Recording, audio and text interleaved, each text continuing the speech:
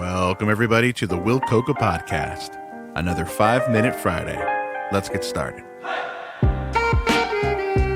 Well, the seasons are officially changing. October is right around the corner, and it's about to be the spookiest time of year. Frightening for many reasons.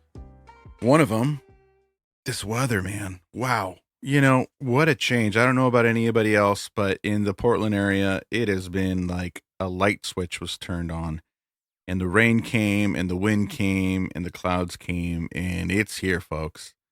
And it's tough. It's, as I shared last week, last year, fall and winter kicked my ass. It flattened me out completely. I wasn't ready for it. I had turned the corner from doing awesome at my last half marathon. I had officially gotten off all diabetes medication. I had lost over 100 pounds. Everything felt awesome.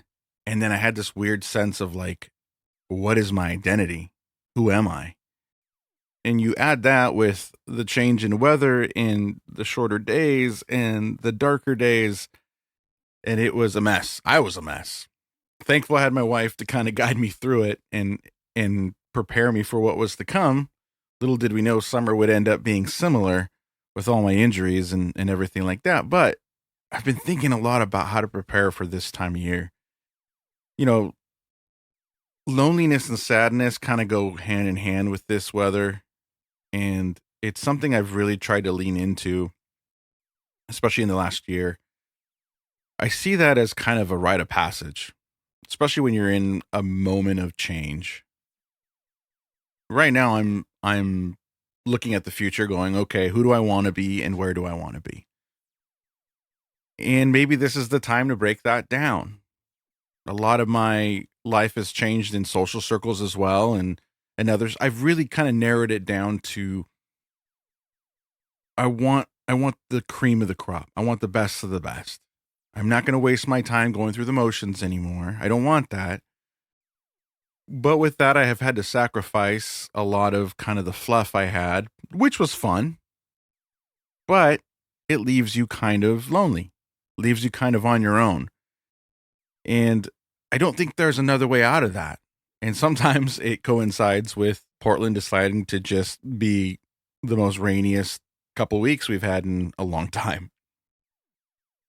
I'm starting to think of that time as time to do the work. I don't see loneliness and solitude now as the enemy.